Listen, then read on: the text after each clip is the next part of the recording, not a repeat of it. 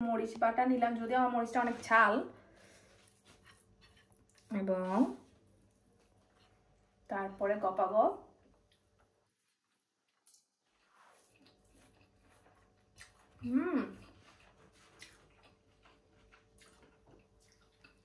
একদম।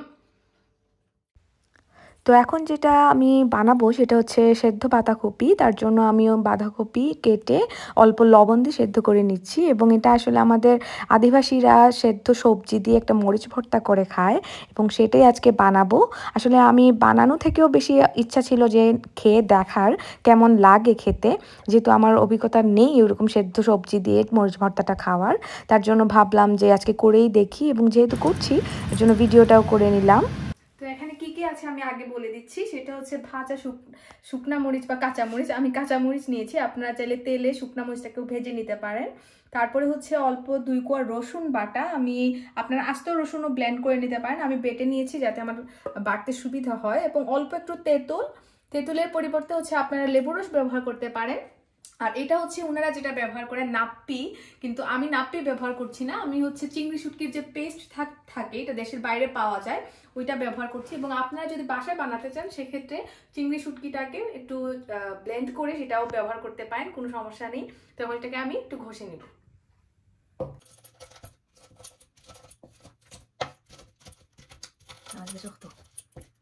অল্প একটু লবণ দিয়ে দিচ্ছি,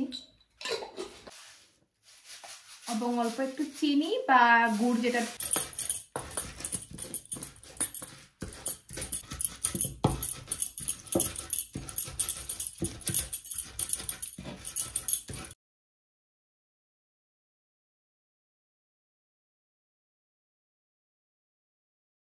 তো এখন আমরা একটু খেয়ে দেখবো যে আসলে কেমন লাগে ওনাদের খাবার।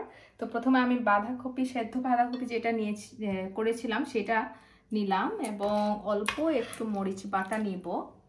একটা কথা বলে রাখি, আসলে অনেকে হয়তো জানেন না, তো যখন আমরা মালয়েশিয়াতে ছিলাম তখন মালয়েশিয়ান খাবারের স্বাদ নেওয়ার আমাদের সৌভাগ্য হয়েছে, এবং এক্স্যাক্টলি সেম মানে মরিচ ভর্তা যেটা চাকমা বা মারমারা আমাদের দেশে আদিবাসীরা যেরকম করেন, ঠিক এক্স্যাক্টলি ওই রকম ভাবে আসলে মালয়েশিয়াতেও ঠিক একইভাবে মরিচ ভর্তা করা হয়, এবং ওনারা চিকেন ফ্রাই সব কিছু দিয়ে মরিচ ভর্তাটা খান এবং খুবই ভালো লাগে।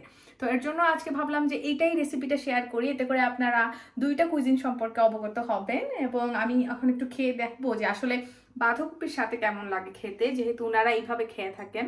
তো প্রথমে আমার জিহ্বায় জল চলে আসছে, সরি। তো এখন হচ্ছে আমি অল্প একটু বাঁধাকপি নিলাম, অল্প একটু মরিচ বাটা নিলাম, যদিও আমার মরিচটা অনেক ঝাল, এবং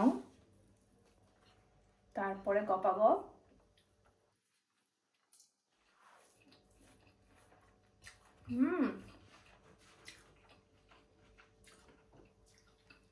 একদম মনে হচ্ছে না যে আমি শুধু সেদ্ধ বাঁধাকপি খাচ্ছি, কারণ হচ্ছে মরিচ ভর্তার সাথে আমি যখন বাঁধাকপিটা নিচ্ছি তখন এটার স্বাদটা পুরোপুরি বদলে যাচ্ছে। এবং বাঁধাকপিটা আসলে সেদ্ধ হওয়ার পরে মিষ্টি মিষ্টি একটা ভাব চলে আসছে, মানে সেদ্ধ করার কারণে গন্ধটা নাই, কিন্তু একটা মিষ্টি ভাব চলে আসছে, যেটা আসলে খেতে অনেক বেশি ভালো লাগছে ঝালের সাথে। তো আপনারা অবশ্যই বানিয়ে দেখবেন, এবং এটা স্বাস্থ্যকর বটে, কারণ তেল মশলা ব্যবহার করা হচ্ছে না।